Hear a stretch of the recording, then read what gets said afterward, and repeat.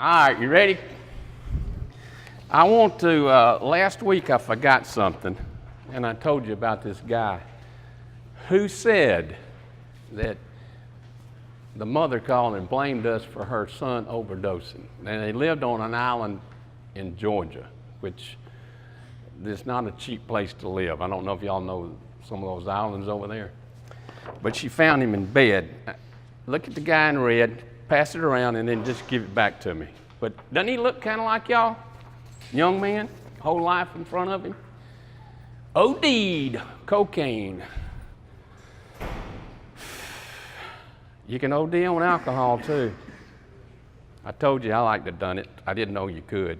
So now you know, so don't be. All right, let's talk about what we did last week. First of all, a leader is an ordinary man, and we're going to say men since we're men, right? I was writing that for a generic group. We're ordinary men living an ordinary life in an extraordinary way. Yeah. And you get up in the morning and you do your 3 S's and you're ready to go to class, right? I won't say the first, but shower and shave is 2 of them. And you get ready to go out, and we talked about having a football in our hand last, and you're running, right? And you're looking, so you forget the football. So you got to go back and get it. It's got Beta Theta Pi on the football because you represent this chapter. And you represent our fraternity. So you always carrying it with you. And you got it. And there's another thing that BT, Beta Theta Pi, stands for. Begin today with purpose, right? So you got it. And leaders are always looking for a gap to go through to live an extraordinary life. Don't happen every day, but leaders are looking for that gap. They're looking for that opportunity to do something special. And we learn that the foundation for leadership is what? Starts with a T, ends with a T. Trust. Trust leads to faith. Faith leads to action. Help me if I get this right. Action leads to change. Change leads to success, to innovation. Innovation leads to success. And success leads to respect. And there's one thing that will destroy the whole thing, take you back to zero, or pass what? Lie. Yeah, and the one way to know that you're making a decision you shouldn't make is if you make that decision, you're going to have to lie about it to somebody, to the company you work for, to the life you live with, to your brothers. And that's one way to realize, hey, maybe I don't need to do this because I destroyed the trust that these guys have in me, or my wife has in me. You ain't got wives, but you will one of these days. And I skipped 2 things. I skipped memoirs. Remember I told you I've been started reading memoirs because I like to see what people who write about themselves, you know. And so I read Grant's memoirs. Super memoir. But here's the problem. I talked about don't compare yourself with anybody else. Didn't I say that? You're different. Don't compare what your capabilities are with anybody else because there's always going to be people below you and all people above you. Compare yourself with what you can do, the best you can do. So I'm reading his memoirs. And, you know, he saved the Union. He was the general. Y'all remember Ulysses Grant, right? And he goes through the whole thing. He was president of the United States, and toward the end of the book, he said, I'm really upset. He did kind of say, I'm paraphrasing, you know. I'm really upset because I'm really a better general than General Lee. But everybody says General Lee was better than me. And I'm thinking, what a deal here, man. What a burden Ulysses S. Grant lived under. Give Lee credit. He don't need to take it away from Lee. If you read about 1864 and the Battle of the Wilderness and the Battle of Spotswood, you realize why Lee was considered better. Ulysses was trying to take over Richmond, and with his small army, He anticipated every move that Grant was going to make. And when he tried to get to Richmond, he had to go all the way around Richmond. These guys were barefooted that was fighting for the South. They were ragged. They were hungry. So maybe that's why people thought Lee was a better commander. You reckon? I mean, he outnumbered the South 4-1. Now, there's another memoir that I want to encourage you all to read because he's a fraternity brother of ours. Have y'all ever heard of the Mystic Seven? You've heard of the Mystic Seven. This guy was a member of the Mystic Seven. He went to the University of Georgia. He was not trained in military. His name was John Brown Gordon. I visited his grave in Atlanta. He was a member of the Mystic Seven. In 1888, we took the Mystic Seven into our fraternity. He became a fraternity brother of ours. He's at the Battle of Antietam, and he's in charge of a line in the center of the battlefield. He's got one line.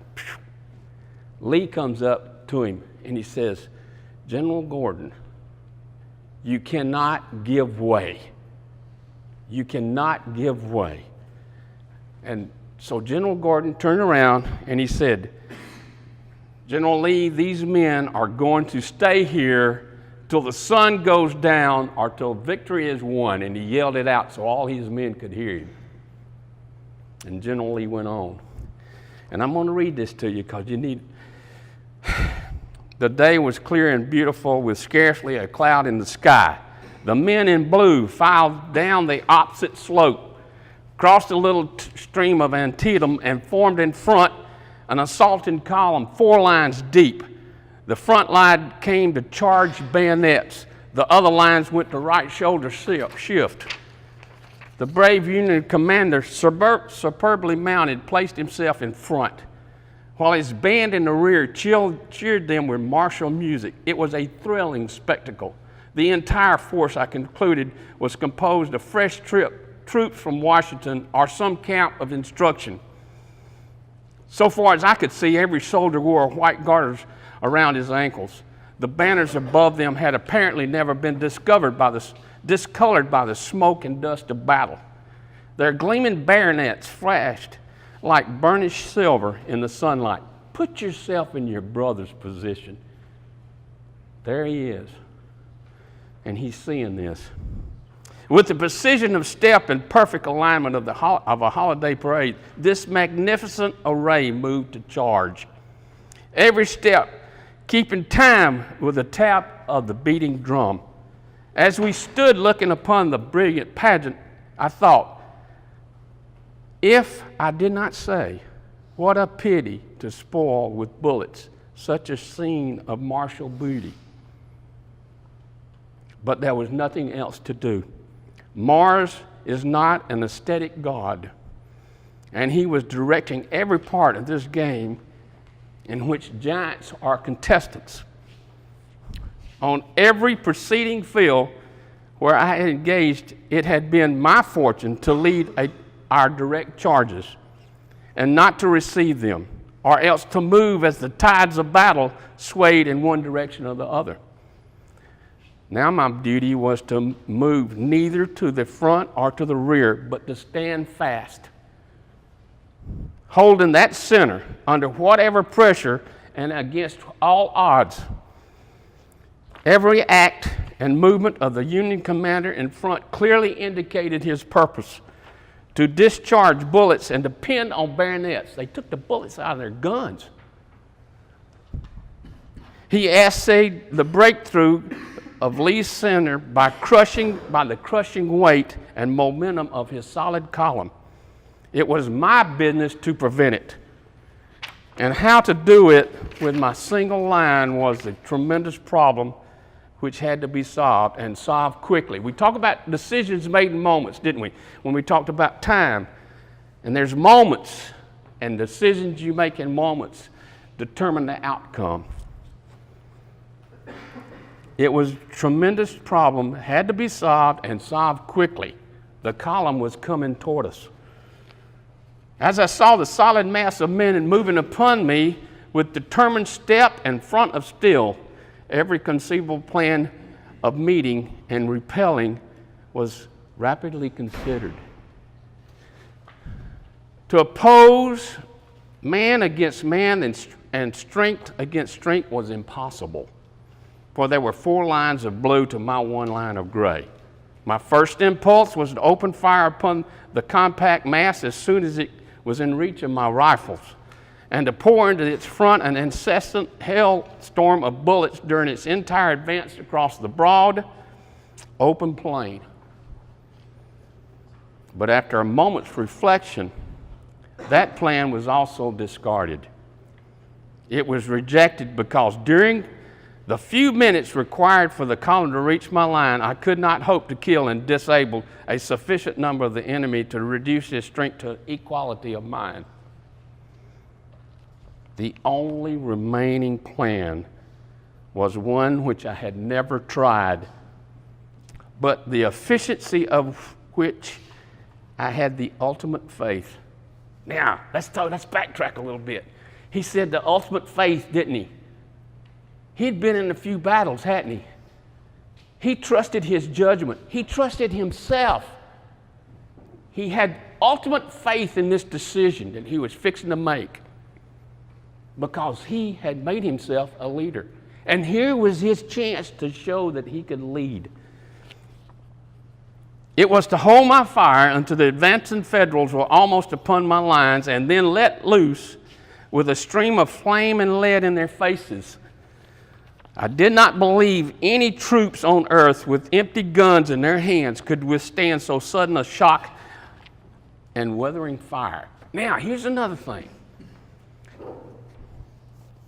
I told Dr. Whitt that I learned how to and got my degree from the University of Alabama. But I got my behavioral degree from my fraternity because I understood human beings and understood my brothers, and there were people that didn't like me and people I liked and people I didn't like what they did and people didn't like what I did. But I got to where I understood human nature. That's what he's saying right there. He probably got that from being a Mystic 7 at Georgia. He understood human desires, human weaknesses. So here's what he did. The program was fixed in my mind. All horses were sent to the rear. His horse too. All my men were once directed to lie down in the grass and clover.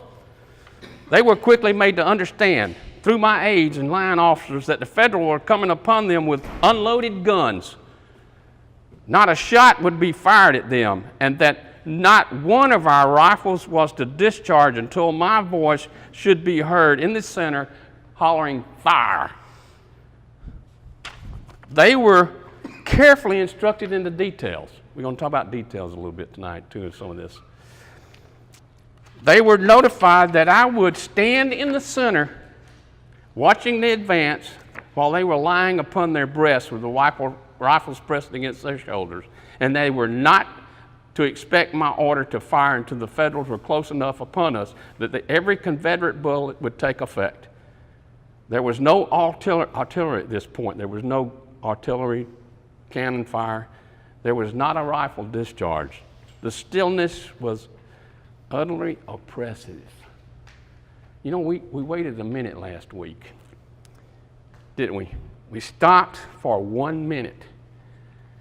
1 minute's pretty damn oppressive, wasn't it? Just sitting here doing nothing. But what if you thought there was a bayonet charge coming at you and it was more than a minute and you were told to do nothing? That's what these soldiers were told. Let's see, I lost my place here. So, he said fire.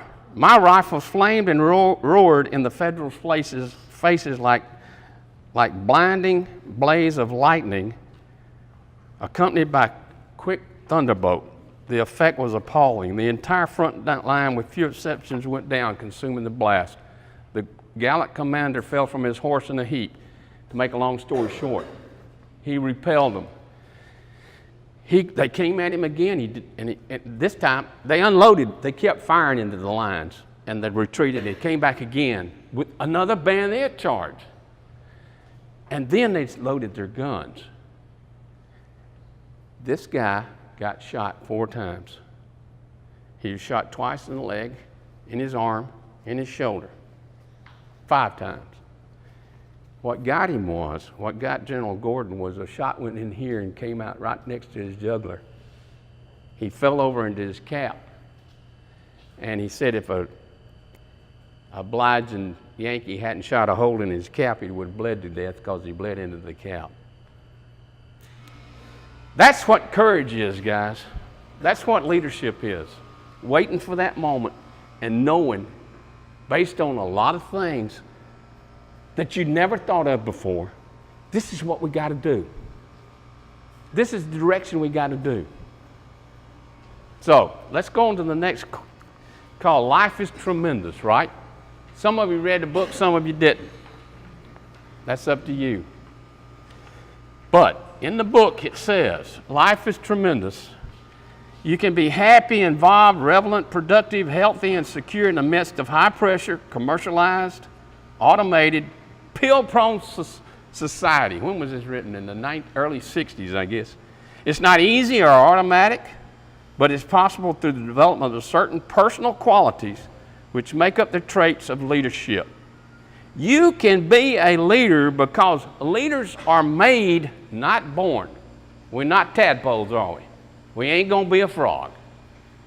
We ain't going to be a leader unless we make up our mind to lead.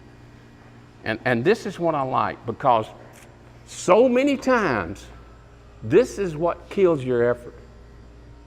This next phrase, it's in red. It's so vitally important. When Peter got out of the boat, I bet there's some people doing this to him. You know what I'm saying? A new idea is delicate. It can be killed by a sneer, a yawn. It can be stabbed to death by a quip and worried to death by a frown on the right man's brow. A new idea is delicate,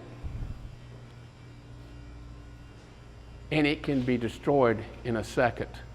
And you have to be. I lost a job because I went to the interview and I told them that as a manager, sometimes I'd never told my group where they were going. They couldn't believe that. You know why I never told them where we were going? Because some people wouldn't believe it. They'd think I'd be lying, right? Some people would believe it and they would sabotage it.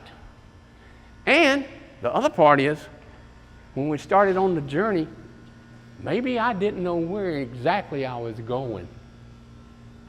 But I knew we weren't going to stay where we were.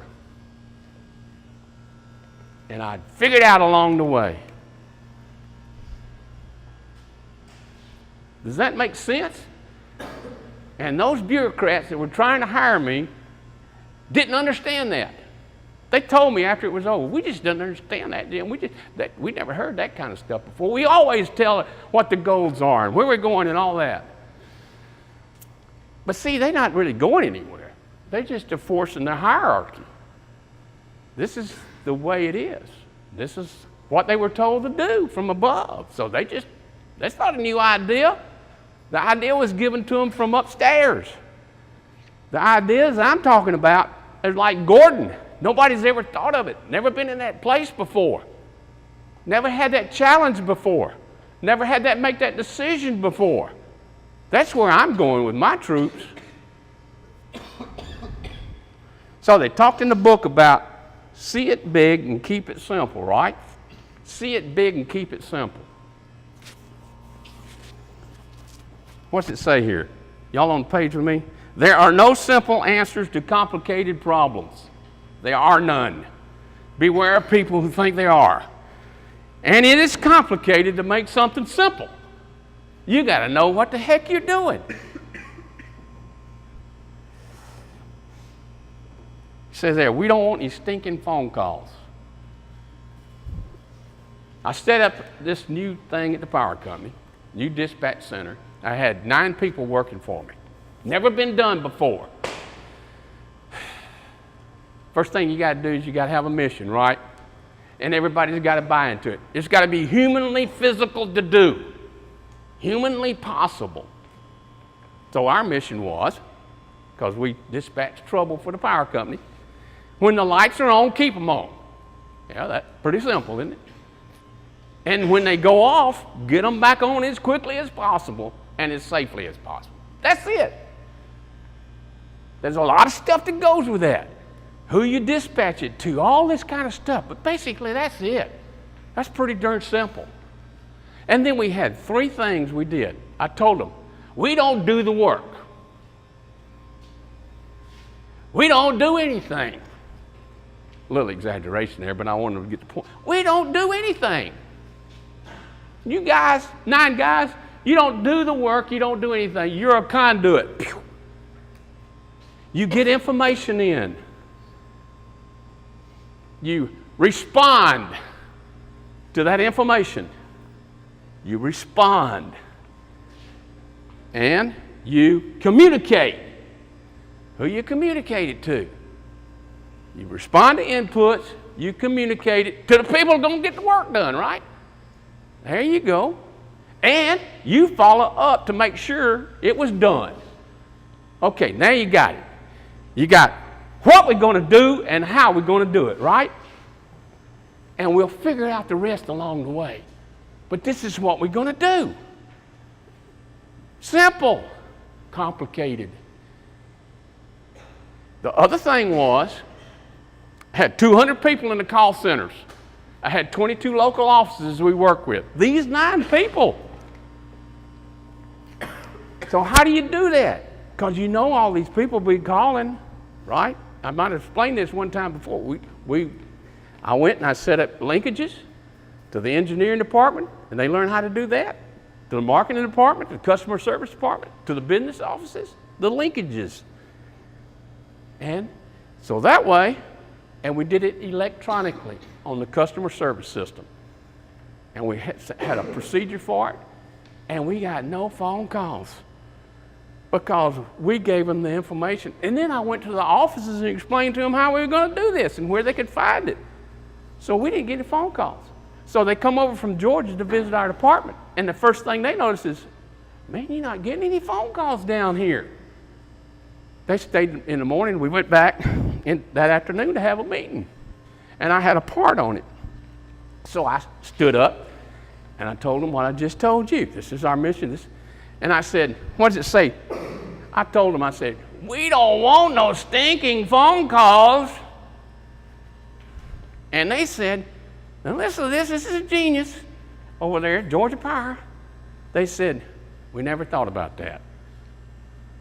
Well, if you never thought about not wanting any phone calls, you would never come up with a system so you wouldn't get them, would you? It's complicated to make something simple.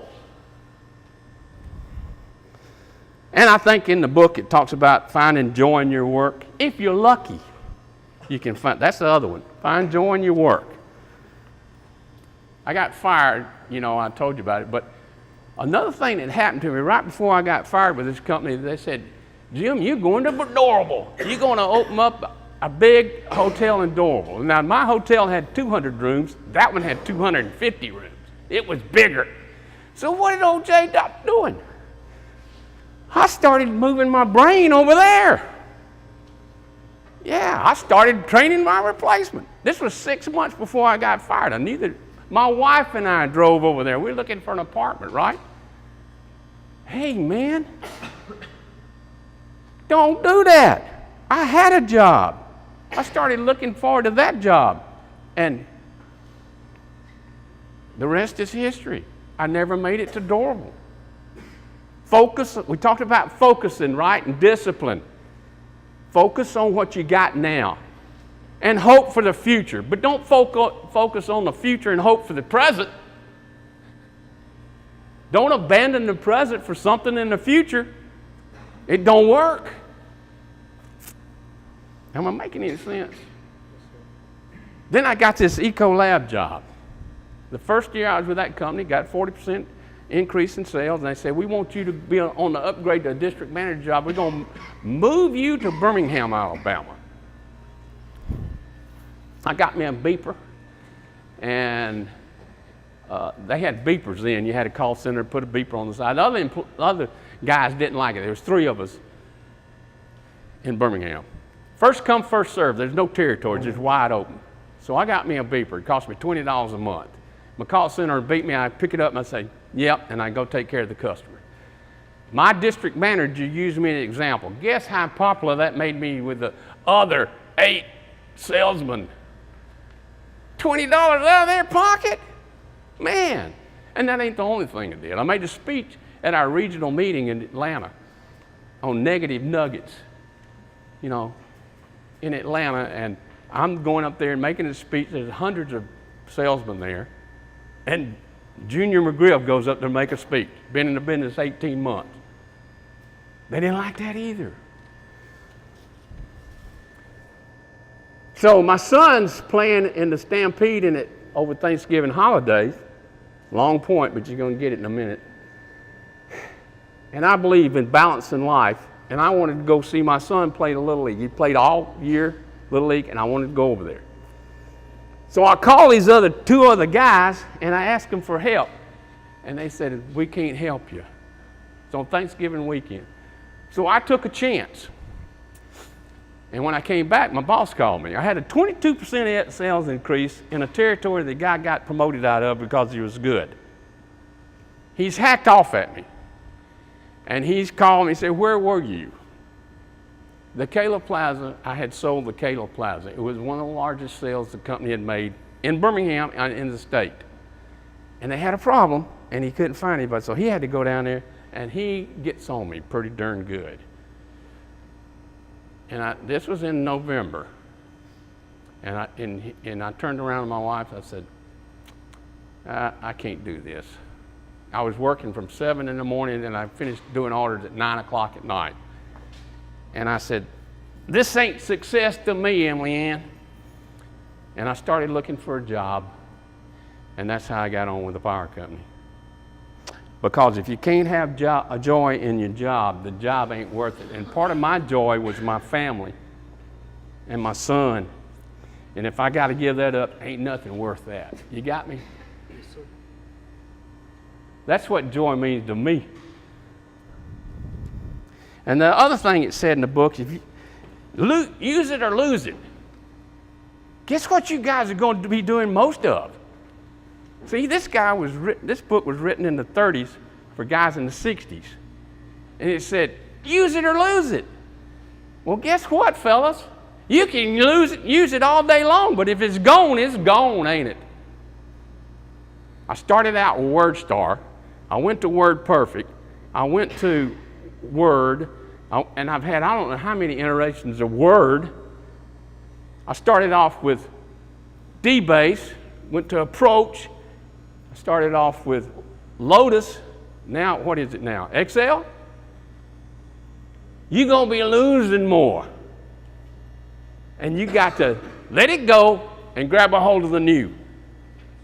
Just the opposite of what the book says. Now, I'm not saying ignore the old, but what happens is if you understand the old, it helps you transition to the new most times. So you're going to be losing a lot more. Am I making any sense here? An app will go away today, but you got a new app tomorrow, hadn't you? Wow, y'all lose all the time. The trick is to stay caught up. I had a district manager come in, and he said, right before he retired, and he said, Jim, I'm fixing to send you an order. I need you to get this order for a customer. I said, no problem, Charles. He said, I'm going to send you a 111. Charles, I didn't say nothing. A 111. That terminology was 11 years old. That's how long ago 111s had gone away. An order 111. They were now called Connects. He hadn't kept up. But you don't have a choice. You're going to have to keep up. It's changing so quick. So, what I say is, if you ain't got it, go get it. That's my rule. Somebody said that there's a picture, and Jesus is standing on the outside the door. There's a verb, and it said, "Seek, and it shall be opened." See, seek, and ye shall find. Knock, and it shall be opened to you. And there's a picture of Jesus standing in front of a door. Y'all ever seen that? Maybe you hadn't. That's an old picture anyhow. But I'm telling this to a preacher. And I said, Sam, he's my buddy. I said, Sam, have you ever noticed anything odd about that picture? What are you talking about? I started to say, man, I learned this in Sunday school. There ain't no doorknob on the outside. There's no doorknob on the outside, so it has to be open from the inside. So, you get the point? You can knock knowledge. You got to open the door to get knowledge from the inside. Ain't nobody going to be able to shove it down your throat. You can hear the knocks, but unless you open that door, it ain't getting in your brain, guys. You are the one that has to open the door.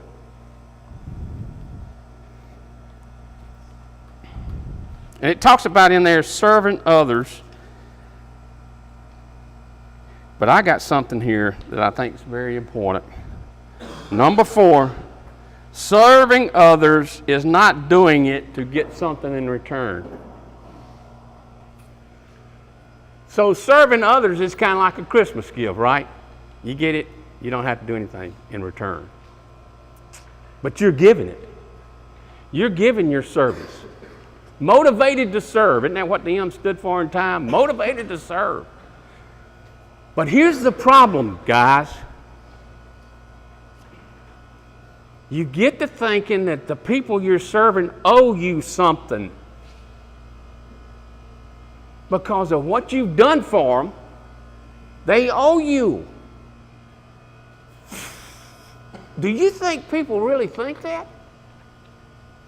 You may think it, but by George, don't act on it. That's what being humble is about. You're giving it. It's a gift. Don't expect anything in return. And if you do, you're in trouble because you're not humble. It's not a gift. You're expecting something in return. And when you get to that frame of mind, you start losing things. You start losing your job and your wife because they owe you something. When I got moved and demoted because of a political battle between an engineer and my mayor in my town, and they had to make an example of me, my office was tops, and I got moved. I went to Jasper. And I had a little general clerk up there. Everybody knew that I was the scapegoat. You know, everybody knew, let's just play it, that I got screwed. And so here's this little general clerk. And let me say something. I forgot it the minute it happened. I told my boss, I said, I still get to work for the power company. Yay! That's what I've always wanted to do. That's what I have joy in, right? She said, I can't believe it. You're not mad? I said, I still get to work for the power company. I love it. Only thing is, I'm going to go up there and ask that manager if she wants me to come. And if she don't, we've got to find somebody else for me to go. Anyway, so here comes this little general clerk.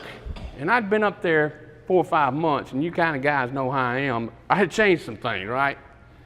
Changed a few things. My attitude was, we're going to do some things different around here, right? So here comes the boy, and he's coming up to me, and I still remember where it was. It was out in the hall in front of a whiteboard, and he said, Jim, we don't get it. Why is your attitude like it is? Which means I work for the company. Why is your attitude like that? And then he said, we all know what happened to you. And I said, let me say something. Russell, my friend, I was not a part of that decision. They didn't call me up and say, do you want to go to Jasper?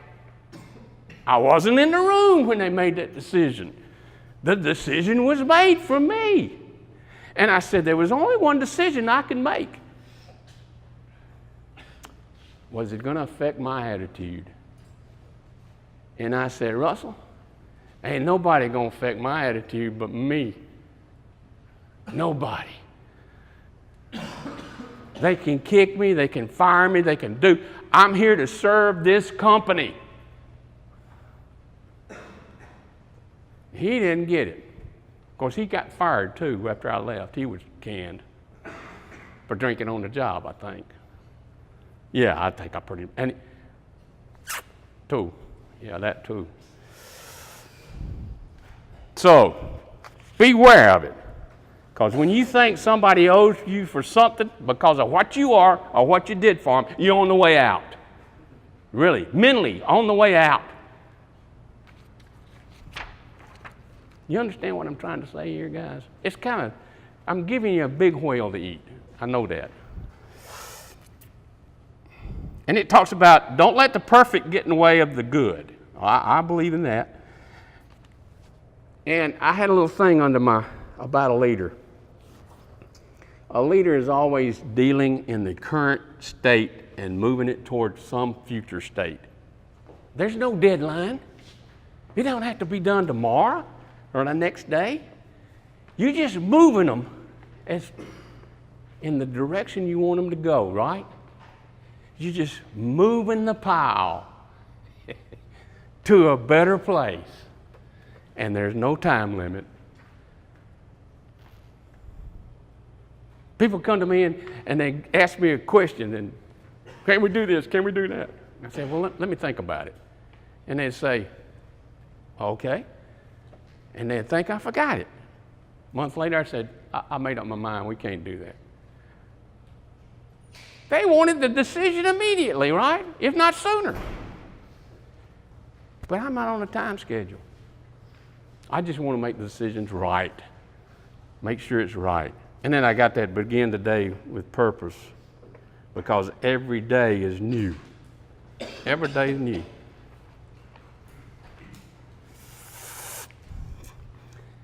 There's a little saying. I went to my high school after 20 years, and I spoke to the graduating class in 1985. I graduated in 1965, and there was a poem I told them. And it goes kind of like this. I am only one person. Are you listening to me, guys? I am only one person. I cannot do everything. Can you do everything? No. But I can do something, right? Y'all can do something, can't you? And because I cannot do everything, I will not refuse to do the something that I can do. I won't refuse to do it. That's what leaders know too. Because if you refuse to do it, you'll think, why didn't I do that? Why didn't I do that? 10 years from now, you'll be thinking, why didn't I do that? I refused to do the something that I could, and it might have made a difference. What's the next one? Oh, experience is the best teacher. It just costs too much. Now, what does that mean? Time, money, or both. But if you can read it in books, it's an easy way to get it. That's why I was a reader, okay? I loved it. I love reading and learning from other people's mistakes. And I've been telling you about a lot of my mistakes, right? And hopefully you'll learn from that, from my mistakes. So why college? What does it say? It teaches you to think. Have y'all ever seen the movie Patton? Huh? If you hadn't, go watch it, because a lot of these, since you've been in this class, you might pick up on something. But anyway, Patton's in there, and he's fixing to come up against Rommel. And he's fixing to have a battle. And he's reading a book. I think this is a little dramatic, but in the movie, he's reading the book, and he lays it aside. His guy says, Pat, Rommel's on the move, and he lays the book aside. The next scene is a battle coming, and the tanks are coming, and the Americans just wipe them out. And Patton says, Rommel, you brilliant son of a bitch, I read your book. I love that movie. He read his book. He knew how the guy thought. Back to human nature, right? If he's going to write a book about what he thought, Patton think he better read it. I love that. I'm not going to talk about that. Defer to experience. I had a boss. She came. She was in charge of the cleaning people at the corporate headquarters, and somebody thought that she'd make a good district manager. So she came. I got her name. I won't mention her name, but she came and she visiting around, and she said, asked me what she thought I ought to do, what I thought she ought to do. And I said, defer to experience. We all know what we're doing here. Everybody knows. All you got to do is ask us, and we'll tell you. We'll help you. We'll help you be successful. Just do it. Because when I went to West Blockton, I didn't know anything about, I knew, I read in a book about line work. I knew past 2 years I've been studying it. I called my lineman in the first day, Leland and Lambeth. And I said, guys, I don't know what you know, but as a manager, I'm going to have to make decisions. And I'm going to make decisions. All I want you to do is, if I come to you, tell me what to do. If I make a wrong decision, you tell me. That's all I want you to do. I'm being honest with you, right? I believe in honesty. I told them I didn't know what I was doing. 2.5 years later, I didn't tell the next group that, because we call it grunting for them. I worked there with them. I'd throw their tools up to them, and I helped put the wire up. And I knew as much about it as they did when I left, almost. But it started off with honesty with those guys. And one day, they let me make a mistake, and I said, meet me at the office. So we stand in the office, and there's the 2 clerks and my lineman. And I said, what did I tell you the first day I came?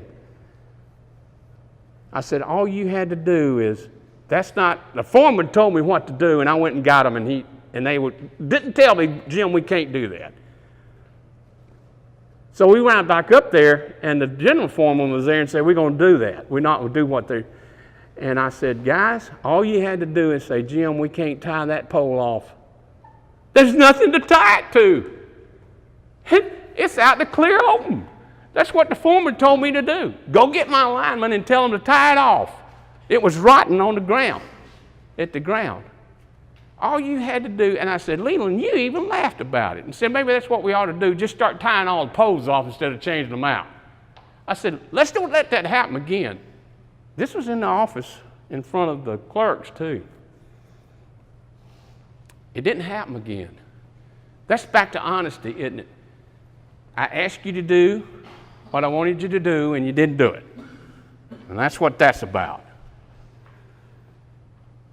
You guys planning to fail? Are you planning to fail? It's the next one here says, people do not plan to fail, do they? They just what? Fail to plan. There you go. I'm going to give you some things I want you to do between now and 3 weeks when we finish this tonight. Y'all know who Robert Shuley is? He was a minister, and he said where God closes the door, somewhere he'll open a window. When you're confronted with a closure or a stopple, look for some way else to do it. Don't give up if you think that what you want to do and your goal is right. Find another way. Go over it, under it, around it, and through it if you have to. But be flexible in your plan. And when you meet something, find another way. Don't let it stop you. This fraternity house, I stood here and watched them. I built 6 houses myself, so I know what brick masons are. And I stood here and watched. I want you to look at the bricks in the building and look at all these blocks. Guess how they got there? One at a time. A human being put them there. They had to make sure they were square. First of all, they had to make sure they were good blocks. Then they had to make sure they were square. Then they had to mortar them in. This building is made with bricks that will stand the pressure, one brick at a time, one day at a time. Your goals are made one day at a time, one idea at a time. You can't build a building just it's there, right? You can't do it.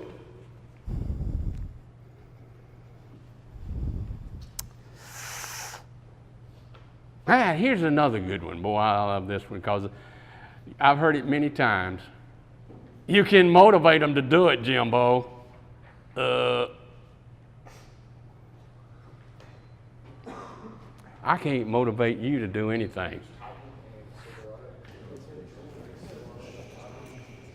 There's a parable in the book. You know the book I'm talking about. Have y'all ever heard the parable of the sower? The sower. It's one of my father-in-law's a great parable. You know you have. The guy's sowing seeds, right? And he sows the seeds and he's sowing. And some of the seeds land on rock and don't come up.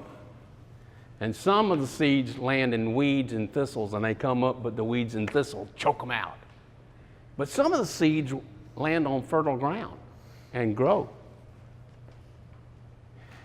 That's kind of like what motivation's like. You cannot motivate people. I can't motivate you to do anything. I can't motivate you to read that little book. I can't motivate you to stay awake while we're talking here or do anything. But there's one thing I can do. I can create an environment so you can motivate yourself. I can be not a demotivator. Not a demotivator. I can be an encourager, a motivator with the environment I create, knowing that some people ain't going to get it. Some people are going to be on rocky ground and some people will land in the thistles. But a company is not built on those people. A company is built on the people who land in the fertile ground. So that's what you do. You plow the field. You put the fertilizer down out there and you sow your seeds and hope for a crop, right? But here's another thing. You're not seeds. You can get up and move to the fertile ground. You can get off the rocky soil and move to the fertile ground. You can get from the dadgum briars and thorns and everything that's choking you out. Move to the fertile ground. You can do that. You're not a seed, you're a human being. I've heard that saying. They'll tell me, well, you can't. Lineman. Oh, Jim, you know you can't. You can't teach an old dog new tricks. You know what I told him? Aren't you glad you're not a dog? Woof, woof.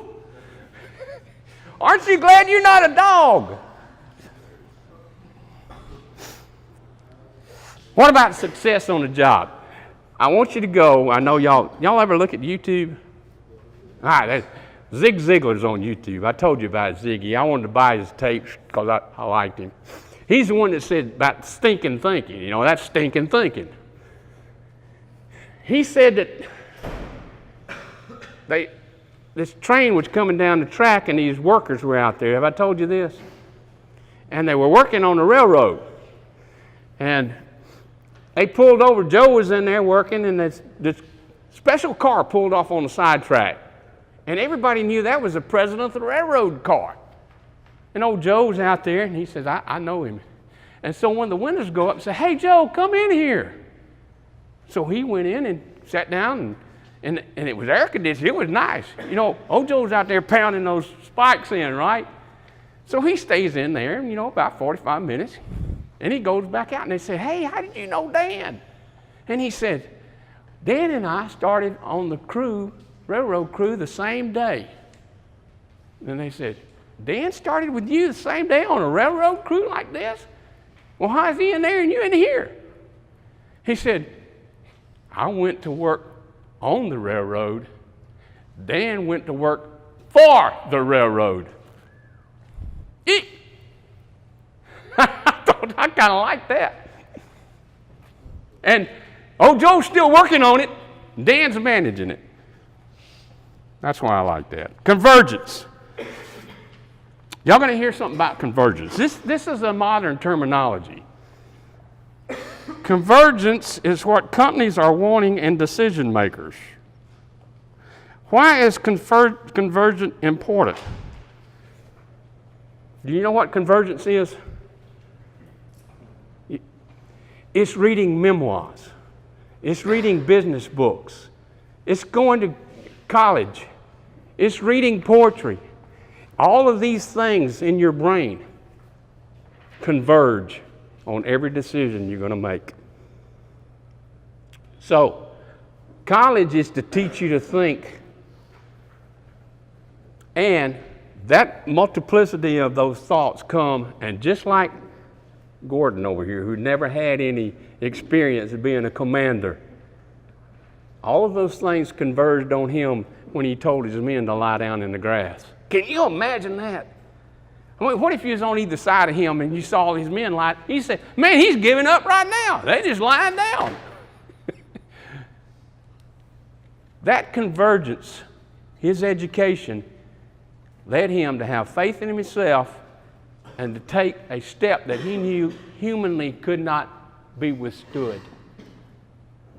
That's convergence.